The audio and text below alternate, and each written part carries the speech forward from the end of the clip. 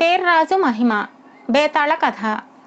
పేర్రాజుకు గ్రామంలో చాలా మంచివాడని పేరు. అతడి భార్య ఎంతో అనుకూలవతి. ఆ దంపతులకు ఒక కొడుకు, ఒక కూతురు. ఇద్దరికిద్దరు ముత్యాలే. ఒకరోజు పేర్రాజు సకుటుంబంగా పట్నం బయలుదేరాడు. అక్కడ వింతలు చూడాలని. దారిలో చిన్న అడవి దాటాలి. అది దాటుతూ ఉండగా 2 చిరుతపులులు అతడి కుటుంబం మీద దాడి చేశాయి. పేర్రాజు ఎలాగో తప్పించుకున్నాడు, కానీ అతడి భార్య బిడ్డలు పులుల వాత పడ్డారు. కాసేపు పేర్రాజు భోరుమంటూ దుఃఖించాడు. తర్వాత గ్రామం దారి పట్టాడు. అక్కడ ఆస్తిపాస్తులన్నీ అమ్ముకుని ఇంకో గ్రామానికి వెళ్ళిపోయాడు. ఆ గ్రామంలో పేర్రాజుకు దూరపు చుట్టం గవర్రాజు ఉంటున్నాడు. ఆయన పేర్రాజుకు తన ఇంట ఆశ్రయం ఇచ్చాడు. అందుకు కారణం ఉంది. గవర్రాజు బ్రతక నేర్చినవాడు. 4 రూకల కోసం 40 అబద్ధాలు చెప్పడానికి కూడా వెనుకాడడు. పేర్రాజు దగ్గర చాలా డబ్బుందని, దాన్ని ఎలాగైనా కాజేసి అతన్ని ఇంట్లోంచి ఏదో వంకన వెళ్ళగొట్టాలని గవర్రాజు ఆలోచన.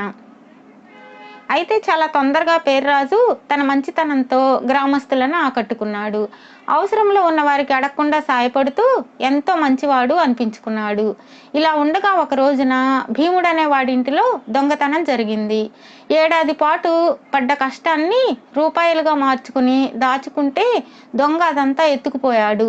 భీముడు పొరుగురి వడ్డీ వ్యాపారికి కొంత బాకీ ఉన్నాడు. అది వెంటనే తీర్చకపోతే ఆ వ్యాపారి ఇల్లు వేలం వేస్తా అన్నాడు.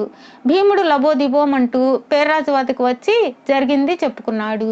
ఈ వడ్డీ వ్యాపారి విషయంలో నేను నీకు సాయపడతాను, కానీ నిన్నిలా ఊసురు పెట్టిన వాడు బాగుపడడు. ఏ చేతులతో దొంగతనం చేశాడో ఆ చేతులు విరిగిపోతాయి. వాడు దొంగిలించిన డబ్బు వాడి అంత్యక్రియలకే ఉపయోగపడుతుంది అంటూ పేర్రాజు భీముడికి డబ్బిచ్చి పంపాడు. ఆ తర్వాత ఒక చిత్రం జరిగింది. భీముడి ఇంట్లో దొంగతనం చేసింది పొరుగింటి వాడైన నారాయణ. అతడు ఆ రాత్రి పెరట్లో పశువులను వదిలిస్తూ ఉండగా ఒక ఎద్దు తిరగబడి కుమ్మింది. అప్పుడు అతడి చేతులు విరిగాయి. వైద్యుడి వద్దకు వెళ్ళి కట్టు కట్టించుకుంటూ ఉండగా వేరే పని మీద అక్కడికి వచ్చిన గవర్రాజు అది చూసి, నారాయణ, భీముడింట్లో దొంగతనం చేసిన వాడి చేతులు విరిగిపోతాయని మా పేర్రాజు శాపం పెట్టాడు. వాడికి బాగా వాక్శుద్ధి ఉంది. నీ చేతులు విరగడం చూస్తే నువ్వే దురాశకు పోయి ఆ డబ్బు దొంగిలించావు అనిపిస్తుంది. అదే నిజమైతే వెంటనే భీముడి డబ్బు భీముడికి ఇచ్చేయి. లేకుంటే మా పేర్రాజు రెండో శాపం ప్రకారం ఆ డబ్బు నీ అంత్యక్రియలకే ఉపయోగపడుతుంది అన్నాడు. ఆ మాటలకు నారాయణ హడలిపోయాడు. వెంటనే తన నేరం ఒప్పుకొని భీముడికి డబ్బులు ఇచ్చేసి శాపం వెనక్కి తీసుకోమని పేర్రాజు వద్దకు వెళ్ళి అడిగాడు. నేను శాపం ఇవ్వడం ఏమిటి? భీముడి దుస్థితి చూసి కోపం కొద్దీ ఒక మాట అన్నాను, అంతే. నువ్వు ఏకంగా నీ తప్పునే సవరించుకున్నావు. నీ చేతికి ఏ ఎముక విరగకుండా 2 రోజుల్లో నీ గాయాలు ముఠమాయమైపోతాయిలే అని పేర్రాజు నవ్వేసి నారాయణకు ధైర్యం చెప్పి పంపేశాడు.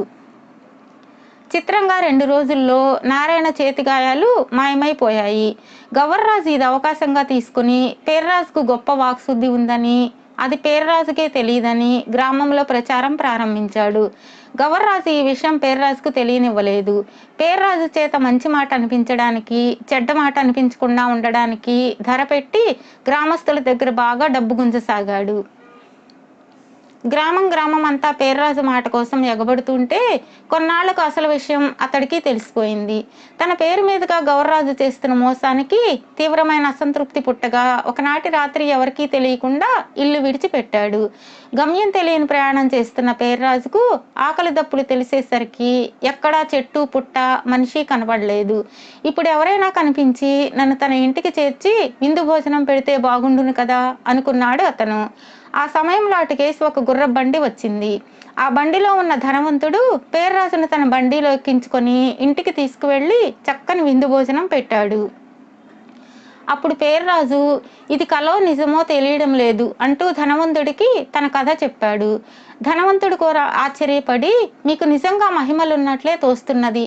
నాకు దైవమే మిమ్మల్ని చూపించాడేమో. 10 ఏళ్ల నా కుమారుడు 4 ఏళ్ల వయసు నుంచి ఏదో తెలియని జబ్బుతో బాధపడుతున్నాడు. మాట కూడా పడిపోయింది.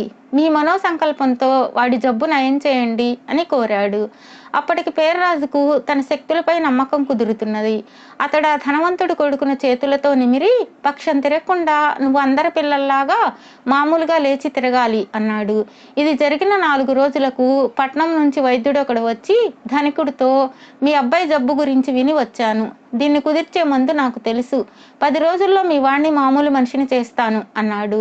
ఆ వైద్యుడు అన్నట్లే ఆ మందు పనిచేసింది. దాంతో చుట్టుపక్కల పేర్రాజు పేరు మారుమ్రోగిపోయింది. అతడికి వాక్శుద్ధి ఉన్నదని అంతా నమ్మసాగారు. పేర్రాజుకు తన మాటపై విశ్వాసం పెరిగింది. ఇలా ఉండగా ఒకరోజు సాయంత్రం పేర్రాజు నదీ స్నానానికి చల్లగాలి కోసం వెళ్ళాడు. అక్కడ ఒక పేదరాలు బట్టలు ఉతుక్కుంటూ కనబడింది. ఆమె కొడుకు 10 ఏళ్ల వాడు అటు ఇటు రాళ్లు విసురుతూ ఆడుకుంటున్నాడు. వాటిలో ఒకటి పేర్రాజుకు తగిలింది. బాధతో పేర్రాజు కేకవేయగానే కుర్రవాడు భయం కొద్దీ నదిలోకి దూకేశాడు. వాడికి ఈత రాదని తెలిసిన వాడి తల్లి వణికిపోతూ, ఓ పేర్రాజు బాబు, నీ శాపం ఏదో తగిలి నా కొడుకు నీటిలో పడిపోయాడు. వాడికి ఈత రాదు. వాడి నీటి నుంచి బయటపడేలా చెయ్యి అని వేడుకున్నది. పేర్రాజు ఆమె మాటలకు నొచ్చుకొని, భయపడకు, నీ కొడుకు ఇప్పుడే ఈదుకుంటూ ఒడ్డుకు చేరుకోగలడు అన్నాడు. పేర్రాజు మాట పూర్తి చేసేలోగా పేదరాలు కొడుకు ఈదుకుంటూ ఒడ్డుకు వచ్చాడు. పేదరాలు పేర్రాజు కాళ్ల మీద పడిపోయి, బాబు, నువ్వు మామూలు మనిషివి కాదు. నువ్వు నా ఇంట్లో కనకవర్షం కురిసేలాగా, నా కొడుకు సకల విద్యలు అబ్బేలాగా వరమివ్వు అని కోరింది. చూడమ్మా, మనం చేతిలో లేని వాటిని వరంగా కోరుకోవాలి. డబ్బు, చదువు కృషితో సాధించాలి అని హితవు చెప్పి అక్కడి నుంచి బయలుదేరాడు పేర్రాజు. ఆ సమయంలో ఆ దేశపు మహారాజు మారువేషంలో దేశ సంచారం చేస్తూ అలా వచ్చాడు. ఆయన జరిగిందంతా చూసి అబ్బురపడుతూ పేర్రాజు గురించి, అతడి కుటుంబం గురించి గ్రామంలో మరికొన్ని వివరాలు తెలుసుకొని రాజధానికి చేరగానే అతడికి కబురు చేసి కొలువుకు రప్పించి మంత్రికి పరిచయం చేశాడు. తర్వాత రాజు మంత్రికి పేర్రాజు శక్తి మహిమల గురించి చెప్పి, ఇతడి మాట సాయంతో నేను మన కొలువులోని వారందరినీ సమర్థులుగా మార్చాలి అనుకుంటున్నాను. శత్రురాజులను జయించాలనుకుంటున్నాను. నీ సలహా ఏమిటి అని అడిగాడు. మహాప్రభు, పేర్రాజు మాటకున్న శక్తి ప్రచారం వల్ల వచ్చిందని, అతడి మహిమలు కాకతాళీయాలని మహామేధావులైన తమకు ఈ పాటికే స్ఫురించి ఉండాలి అన్నాడు మంత్రి. ఇది విని రాజు ఆశ్చర్యపడి మంత్రిని వివరంగా చెప్పమన్నాడు. అందుకు మంత్రి తన మహిమలతో పేర్రాజు కొత్త విశేషాలు సృష్టించలేదు. మాట వరుసకు దొంగ చేతులు పడిపోవాలి అన్నాడు. ప్రమాదవశాత్తు దొంగకు దెబ్బ తగిలింది. తనకు ఎవరైనా విందు భోజనం పెడితే బాగుంటుంది అనుకుంటే ధనికుల బండిలో అటుకేసి వచ్చాడు. కుర్రవాడి జబ్బు నయం కావాలన్న సమయానికి ఒక వైద్యుడు మంచి మందు తెచ్చాడు. ఇలాగే మరికొన్ని అన్నాడు. రాజు కొద్దిసేపు ఆలోచిస్తూ ఊరుకొని, పేర్రాజుకు రాజకార్యాలకు ఉపయోగించుకోవడం వల్ల ప్రయోజనం ఉంటే మనకు లాభం, ప్రయోజనం లేకుంటే మనకు జరిగే నష్టం ఏమీ ఉండదు కదా అన్నాడు. దానికి మంత్రి, మహాప్రభు, పేర్రాజు మాట వల్ల ప్రయోజనం లేకుంటే మనం నలుగురిలో నవ్వుల పాలు అవుతాం.